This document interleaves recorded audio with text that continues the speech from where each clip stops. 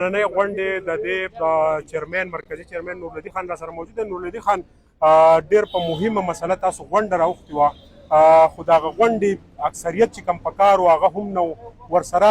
دا دومره لویه ایشو ده چې په سټوډنټان ورسره د معاشرې خلک 70% شامل شول. د آیس د منشیاتو په دې لعنت کې صوبایي اسمبلي موجود ده، قومي اسمبلي موجود ده. د هغوی کردار ته په کم نظر ګورئ؟ دا سره روان دي څه کېږي؟ بسم الله الرحمن الرحیم. باچا تاسو ډېره مهرباني، شکریہ تاسو په دې اهم موقع باندې چې کوم د موضوع باندې موږ د خپل خیالاتو اظهار کولو مخه کړه.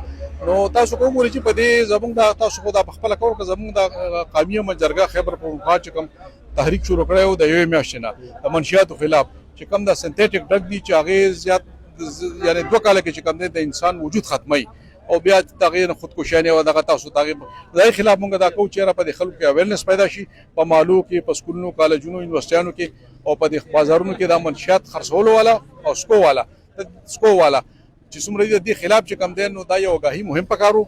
هغه موږ په برپور طریقه سو کو تاسو کا د زمون په دې نننۍ دغه چې کومو د احتجاج یا د اغاهي په مهم چې کومو نو په دې کې د ضلع سوات د ټولو تحصیلونو د ټولو تقریبا 22 زرګو مشران چې کوم دی هغه کې شرکت وکړو. دا یو برپور میسج چې کوم دی نو هغه حکومت هم تللی دی او د خلکو عامو لپاره هم تللی دی چې را منشیات چې کوم دی دا خلک دا د تباہی او ذریعہ ده.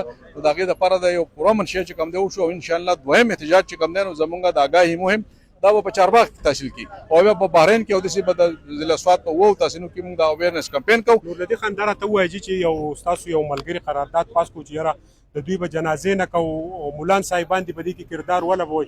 نو کم چې د جمعې د ورځې د مولانو سره کم سټیج دی، آیا دا څومره مهم تاسو ګڼئ په دې باندې څومره کار کېدی شي؟ دا تاسو کوم سوال دی نو دا خو چونکې زمونږ د دې کې زمونږ سره د مختلف سیاسي پارټیانو مختلف سماجي تنظیمونو مختلف خلک دي.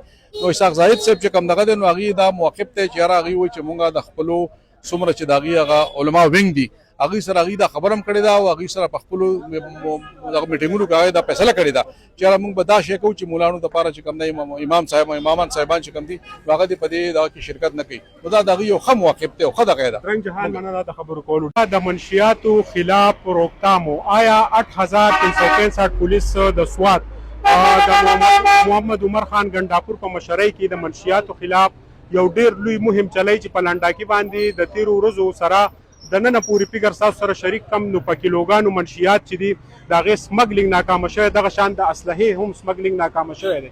تېره ورځ د بریکوټ چوکۍ انچارج د غونډۍ مقامي غار نه لږ نوجوانان چې دي هغه د منشیاتو سره ونیول. د هغه خلکو ضمانت چا کړی دی، هغوی د چا په کورونو کې رهایش پذیر دي، چا ولا باغونه ورکړي دي او چا ولا مارکیټونه او دکانونه په کرایه ورکړي دي.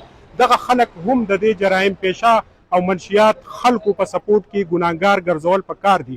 پولیس ته انفارمیشن که بر وخت لاړ شي او تاسو نشاندهي وکئ نو یقینا چې په هغې باندې پوری اقدامات کیږي. که ستاسو سره اوس هم انفارمیشن وي نو په 15 چې د پولیسو هیلپ لاین دی په هغې باندې اوس کال وکئ او د منشیاتو نشاندهي وکئ او په لږ صحت کې به د دغې منشیات په روشو چې دی ګیره تنګه شي.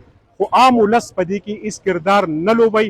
کم چې د مارکیټونو د باغونو او د دکانونو مالکان دي هغه د دې خلکو سپورټران دي. د کیمرامین عزت حسین سره سهیل باچا، بریکوټ.